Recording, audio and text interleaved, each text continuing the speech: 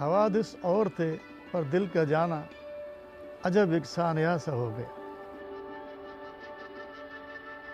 وہ محبت جو ہوتی ہے وہ چیز خود بخود سکھاتی ہے اور خود کراتی ہے۔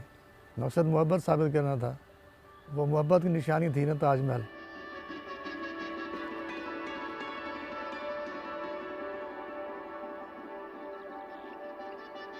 میری وائف کا نام مریم تھا، تو ہماری ارینج میرج تھی، وہ ہمارا ایک دوسرے رشتہ دار تھے، تو بس بڑوں نے کہا کہ بھئی ہم نکاح کرتے ہیں، شادی کرتے ہیں تمہارے۔ الحمدللہ ٹھیک ہے۔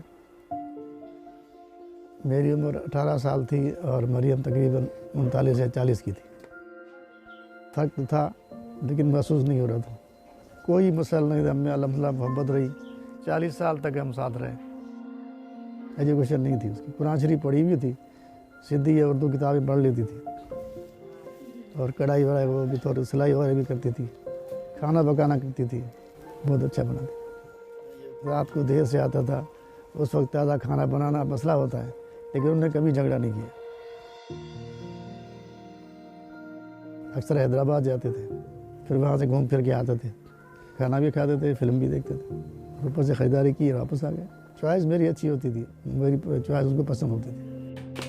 کلر جتنے ہیں وہ اس کو اچھے لگتے تھے، جامنی کلر، لال کلر، گلابی کلر۔ کنگن جو پہننے لگی تو میں نے ایسے ہی مذاقن کہا، سونے کے گہنے کیوں تو نے پہنے، کایا تیری خود کنگن ہے، سنگار کی تجھے کیا ہے ضرورت، تیرا سنگار تیرا جوبن ہے۔ تو پھر اس نے کہا تم بے شرمی کرتے ہو، شرم کرو۔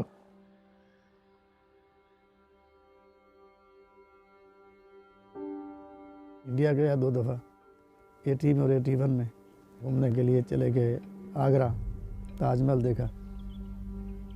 واپس آئے تو ایک خواب میں نے دیکھا تھا کہ تاج محل بنا ہوا ہے ہمارے قبرستان میں۔ تو انہوں نے کچھ نہیں کہا، اس نے کہا بس ایسے خواب میں آتے رہتے ہیں، تم گئے تو تاج محل دیکھا تھا اس لیے خواب میں آیا ہے۔ یہ وضو کر کے آئی اور پنکھے کے نیچے بیٹھی، اور بیٹھتے ہی بے ہوش ہو گئی تھی، اسٹروک ہو گیا تھا۔ اس کے بعد ہم نے علاج کرایا کافی، ہر تو اس کے ساتھ رہتا تھا، دوائی کھلانا۔ یہ ان دنوں میں وہ مجھ سے 1 منٹ بھی دور رہنا نہیں چاہتی، رات کو کہتی کہ میرے پاس رہو، دن کو بھی میرے پاس رہو۔ صبح جو ہے دیکھا کہ وہ بے ہوش وہ پڑی ہوئی تھی، بڑا زیادہ کوشش کی لیکن ہوش میں نہیں آئی، اسی حالت میں چلی گئی۔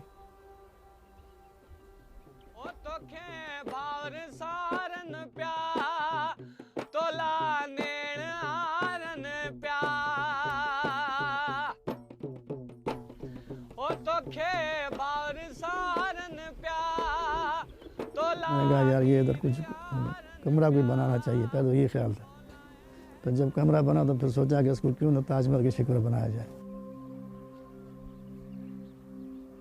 لوگوں نے منع بھی کیا تھا کہ یہ خواہ فضول خرچی ہے، قبروں پر کون اتنا خرچ کرتا ہے۔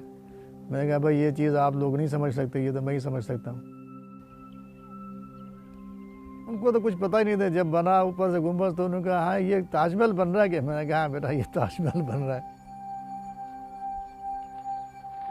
ان کو بتاتا جاتا رہا، اور یہ خود کاریگر ہیں، بہت بڑے مسجدیں ہیں ساری بناتے ہیں یہاں۔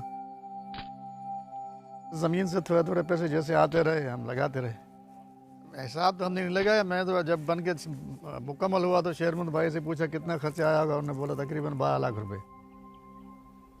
یہ ماربل ہے، یہ درمیان میں ٹائل ہے، اور یہ ماربل ہے اندر سارا باہر سارا ماربل۔ بلڈنگ یہ 18 بائی 18 ہے، 12 بائی 12 اس کی وہ سین ہے۔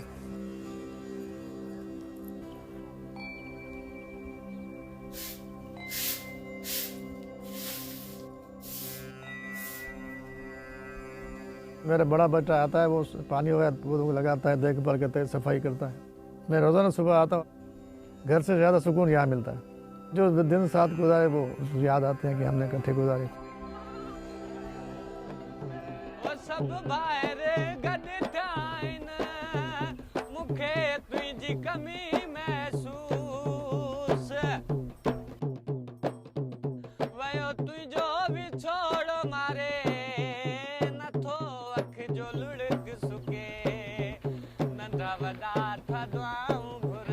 جس نے سنا ہے وہ دیکھنے کے لیے آتے ہیں، دور دور سے لوگ آتے ہیں۔ جو دوست ادھر آتے ہیں ان کی بیویاں انہیں تنگ کرتی ہیں، اور کہتے ہیں جب ہم مر جائیں تو ہمارے اوپر بھی ایسا تاج محل بنوانا. تو مجھے کہتے ہیں یار تم نے ہمیں پھنسوا دیا.